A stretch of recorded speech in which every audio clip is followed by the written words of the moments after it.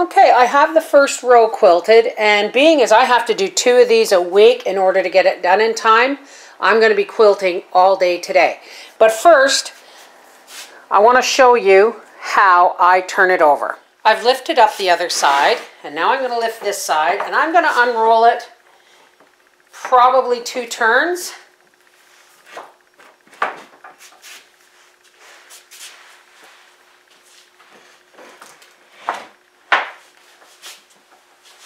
That might actually be too much. And now, roll it up.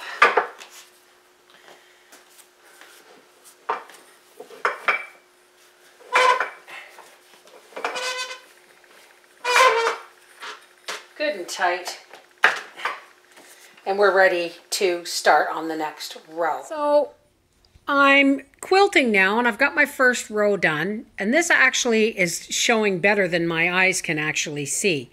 What I'm doing is I'm just running a 3/4 inch piece of masking tape up the center, and then when I get to the middle, I'm going to start going that way, so that when this is flipped over, you'll be able to actually see, well, maybe we can get you to see it now. You'll be actually able to see the stitching from underneath on the black and white side. I have to do 2 of these rows a week in order to get it done in time. One thing else I want to show you is where I start and end my stitching. You can see that I've just left a thread hanging so that I know exactly where to start. For instance, right here, I put the first 3 stitches in, and then I actually back stitch through 2 and then come forward again. This is so that I can anchor my thread without tying a knot, and it also reminds me where my sewing lines start to run the tape next time. And this little thing is called an open-sided thimble. And it's adjustable, as you can see, but this allows me to run the needle through and then push it with this without, you know, chewing up the non-existent nails that I have. These things are actually hard to find, but I find them online, and I really would have a hard time hand quilting without one. Also, because I have rheumatoid arthritis in the base of my thumbs, it's really hard to grasp and pull a needle. So I keep like a rubber band or something, a little piece of rubbery, so that when I've run 5 or 6 stitches and I want to grab the needle, it's really puts a lot of pressure on my thumb. So I just put it through and I grab it with this little piece of rubber or rubber band, and it gives me grip. This or rubber band works well, but if you can find those nubbly rubber office thimbles, those are perfect. You wear it on this finger, and it actually helps you grip the needle as you're putting it through and to pull. Okay, I thought I would show you a little bit as I'm starting the second row. This is why I told you don't worry about the threads, because we're going to come along here anyway and pull and snip any excess threads as we come to them. And now you can see here, I hope you can see here, where my line ends. And now, one small piece of tape, and I'm going to line up the outsides with my last bit of stitching.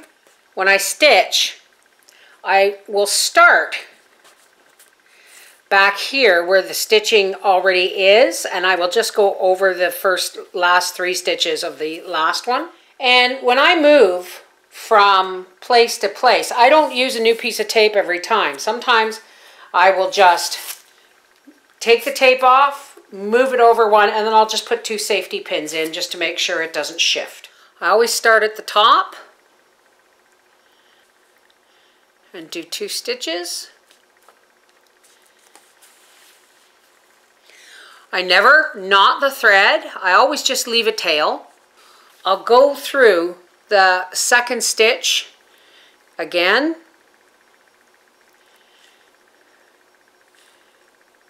And I will weave several stitches. I'm always very careful at the edge because I have thread strings here. This is a piece of cloth that is stapled to the rail, and this doesn't seem very strong.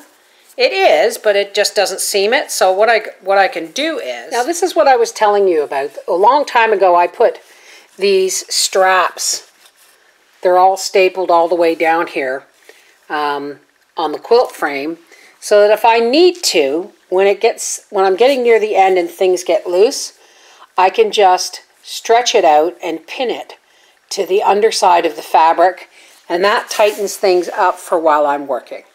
And every once in a while, now to go through a back stitch is just you go behind your last stitch and make a small stitch, and what that does is it knots it.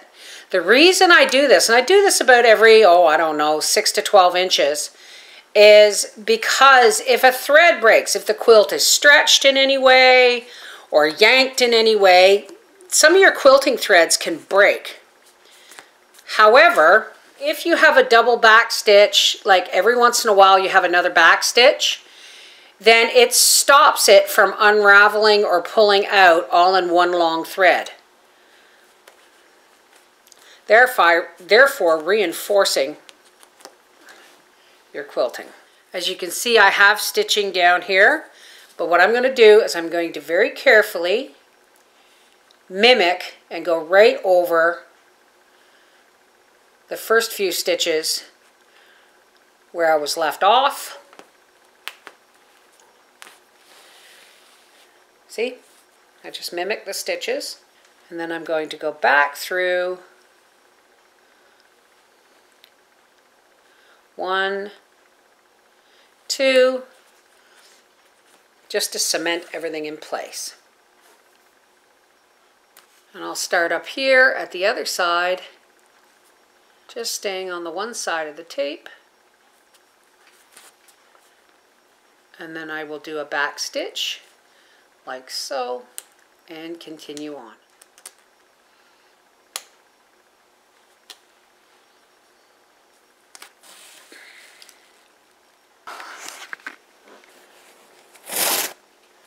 And there it is. And see how this one starts? Right here. But the tape goes past it so that I can always make sure I double up and reinforce the original seam. This is the Mrs. Wolfie from our Half Acre Homestead saying, this is what I do when I'm not making videos. I'm making videos about what I'm doing, what I'm not doing about making videos. Something like that. Take care, God bless.